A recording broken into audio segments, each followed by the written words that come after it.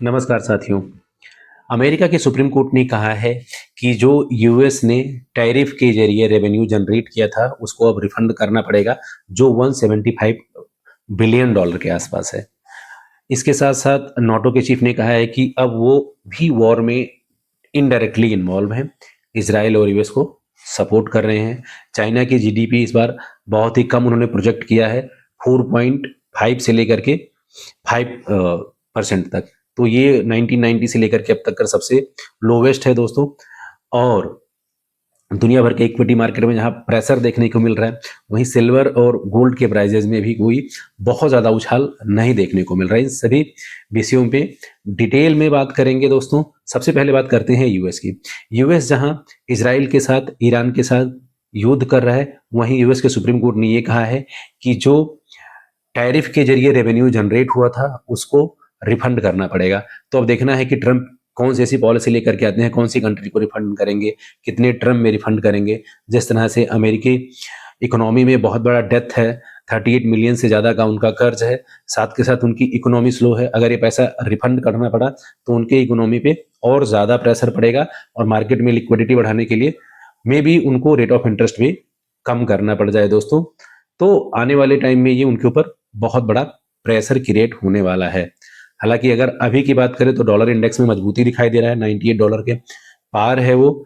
साथ के साथ अमेरिका को जो सपोर्ट मिला है वो वेनेजुला को कैप्चर करने के बाद, जहां से उन लोगों ने नेचुरल रिसोर्सेस लाइक ऑयल हो गया, आपका गोल्ड का रिजर्व हो गया, और जो वहां के मिनरल्स थे, नेचुरल मिनरल्स है, उससे अमेरिकन इकोनॉमी को बहुत बड़ा सपोर्ट मिला है। लेकिन अभी भी उनकी इकोनॉमी स्लो डाउन है, साथ के साथ डेथ उनका एज इट इज बना हुआ है दोस्तों। अब आइए बात करते हैं वॉर की।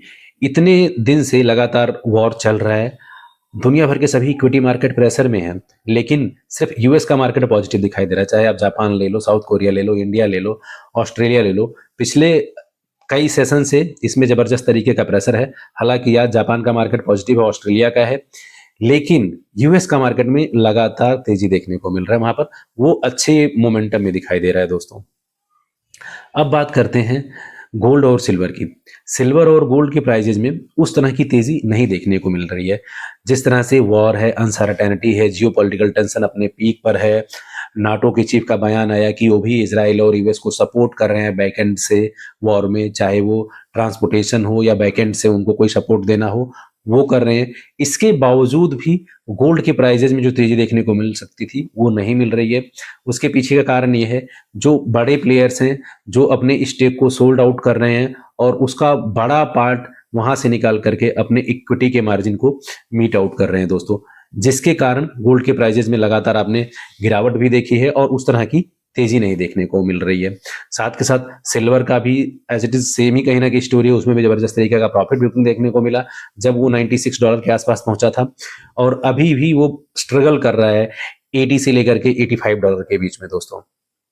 तो अभी अगर ये और लॉन्ग टर्म के लिए अगर एक्सटेंड हुआ तो इंडस्ट्री पर और भी ज्यादा प्रेशर होगा, तो वहां पे आपको कहीं ना कहीं सिल्वर का डिमांड साइड लोअर दिखाई देगा, क्योंकि प्रोडक्शन में वहां पे कमी देखने को मिलेगी। तो आने वाले टाइम में वेट एंड वॉच का सिचुएशन है कि वॉर ये कितना लॉन्ग टर्म चलता है, और लॉन्ग टर्म अगर चलता है तो क्या जो बड़े प्लेयर हैं वो फिर से सेफ इन्वेस्टमेंट की तरह सिल्वर और गोल्ड की बाइंग को बढ़ा देंगे। अगर उस तरफ कहीं मोमेंट जाता है तो प्राइजेस में तेजी भी देखने को मिल सकती है।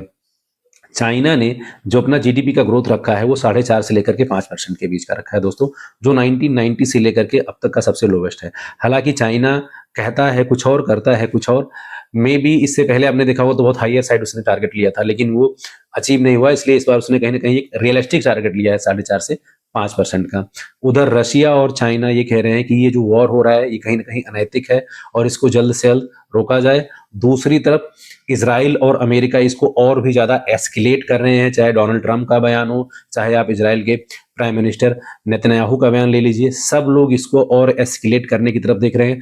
दूसरी तरफ ईरान भी लगातार अटैक कर रहा है, जहां जहां यूएस का बेस है, चाहे कतर हो, बहरीन हो, सऊदी अरेबिया हो, या फिर आपका यूएई हो, वो और लगातार अटैक कर रहा है इसराइल के ऊपर ही, साथ के साथ वो अटैक कर रहा है। तो आने वाले टाइम में ये देखना बड़ा दिलचस्प होगा कि जिस तरह से क्रूड ऑयल के भाव में तेजी आ रहा है, ट्रंप के बयान के बाद भी स्टेट ऑफ हार्मोन से वहाँ से वेसल्स नहीं पास आउट हो रहे हैं, शिपमेंट वहाँ से नहीं जा रहे हैं। तो अगर ऑयल की प्राइजेज और बढ़ेंगे तो महंगाई बढ़ेगी, इकोनॉमिक प्रेशर वहाँ पे बढ़ेगा।